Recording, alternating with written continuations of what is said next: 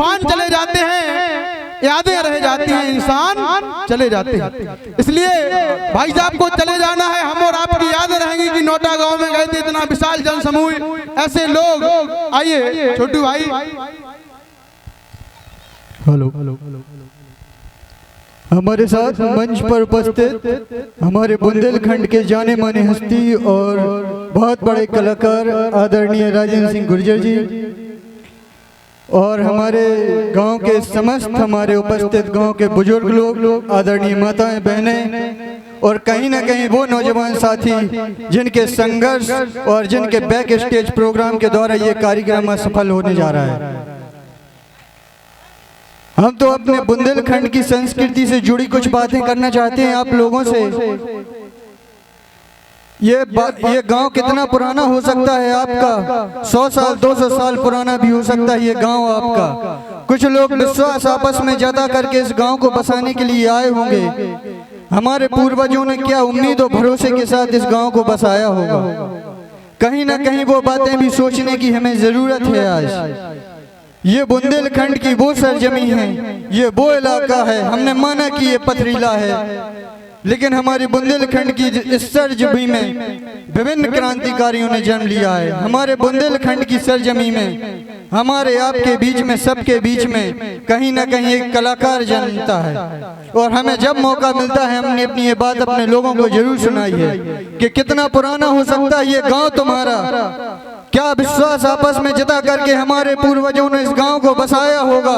और कहीं ना कहीं आज भी गांव में वो बातें होगी जिंदा कि फलाने के बब्बा होते तो ऐसो नहीं ऐसो हो जातो। इन बातों को हमें जिंदा रखना भी है, इन सब बातों को जिंदा रखने की हमें जिम्मेदारी उठानी है। और कहीं ना कहीं हम देख रहे हैं इस गाँव के नौजवान साथियों ने ये जिम्मेदारी उठाई है। कहीं ना कहीं ऐसे सांस्कृतिक कार्यक्रम करा करके ये जिम्मेदारी जिंदा करने की कोशिश कर रहे हैं। हमने माना कि हमारा इलाका थोड़ा पथरीला है, ये बुंदेलखंड की वो सरजमी है, ये बुंदेलखंड का वो इलाका है जो थोड़ा सा पिछड़ा है।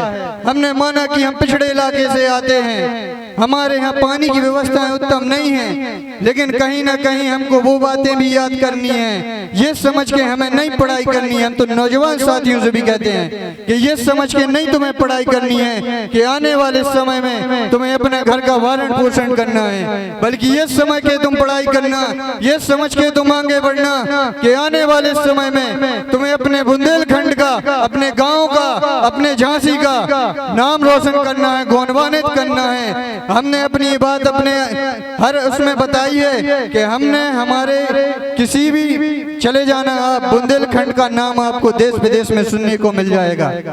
हमारा बुंदेलखंड हमने माना कि थोड़ा सा बैकवर्ड है, लेकिन हम लोगों में क्षमताओं की कमी नहीं है। जब कभी आप क्रांति के क्षेत्र में देखोगे तो आदरणीय रानी लक्ष्मीबाई के बिना ये बात अधूरी है। जब कभी क्रांति के क्षेत्र में आप बात करोगे तो सन 57 की और रानी लक्ष्मी की बिना बात करे हो बात अधूरी है। हमने कहा जब कभी आप कवियों के क्षेत्र में बात करोगे तो मैथिली शरण गुप्त जैसे महान कवियों के बिना ये बात पूरी नहीं हो सकती। हमने कहा जब कभी आप महान खिलाड़ियों के क्षेत्र में बात करोगे तो आदरणीय मेजर ध्यानचंद जैसा स्वामी आज भी बुंदेलखंड में, देश और दुनिया में कोई नहीं है।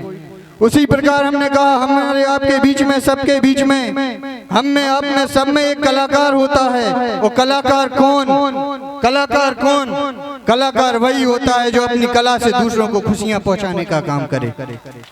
बहुत सुंदर। हमें और आपको इन्हीं शब्दों के साथ आगे बढ़ना है। और जब हमें मौका मिला हमने अपनी ये बात जरूर सुनाई है। और गांव के बड़े लोग मेरी ये बात ध्यान से सुन लेना, ये गांव हमारे पूर्वजों ने क्या भरोसे के साथ बसाया होगा। हमारे पूर्वजों पे कितना भरोसा करके कुछ लोग इस गांव में आपस में आए होंगे, और वो भरोसा हमें जिंदा रखना है। मैं भगवान श्री कृष्ण की एक बात जहाँ मौका मिलता है जरूर बताता हूँ, ये बात अपने जीवन में आप लोग उतार लेना।